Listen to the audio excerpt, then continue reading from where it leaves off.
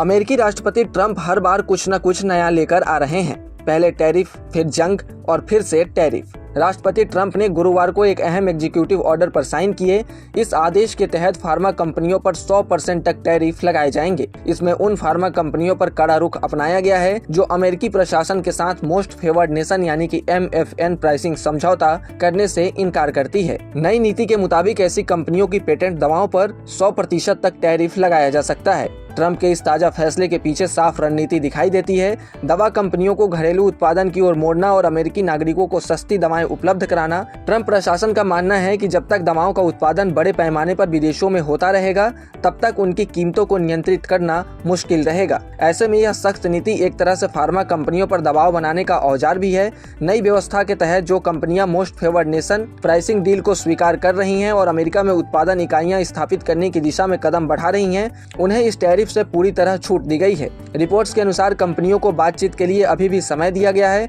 बड़ी फार्मा कंपनियों के पास 120 दिनों का समय है, जबकि अन्य कंपनियों को 180 दिन की मोहलत दी गई है। यह आदेश ट्रंप के तथाकथित लिबरेशन डे की पहली वर्षगांठ पर आया। यह वही दिन है जब उन्होंने वैश्विक आयात पर बड़े पैमाने पर टैरिफ लगाने की घोषणा की थी।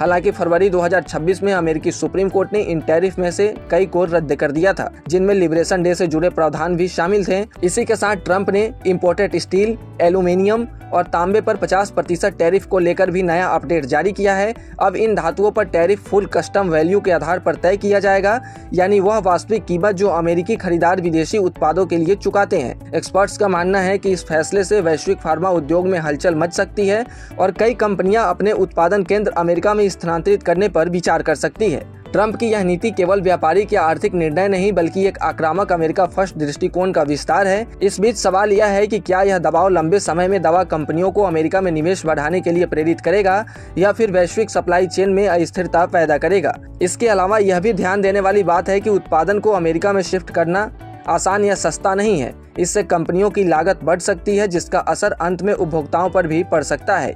यानी जिस सस्ती दवा के लक्ष्य को सामने रखा गया है वही चुनौती बन सकता है। इसके साथ ही ट्रंप की टैरिफ से फार्मा कंपनियों की अर्निंग्स पर भी असर पड़ने की संभावना जताई जा रही है। अब देखना यह होगा कि ट्रंप के इस फैसले से बाजार पर क्या असर होता है। आपको क्या लगता है, कमेंट सेक्शन में जरूर बताएं। और ऐसे ही तमाम अपडेट्स और शेयर मार्केट से जुड़ी तमाम जानकारी के लिए आप बने रहें गुड रिटर्न्स डिजिटल के साथ।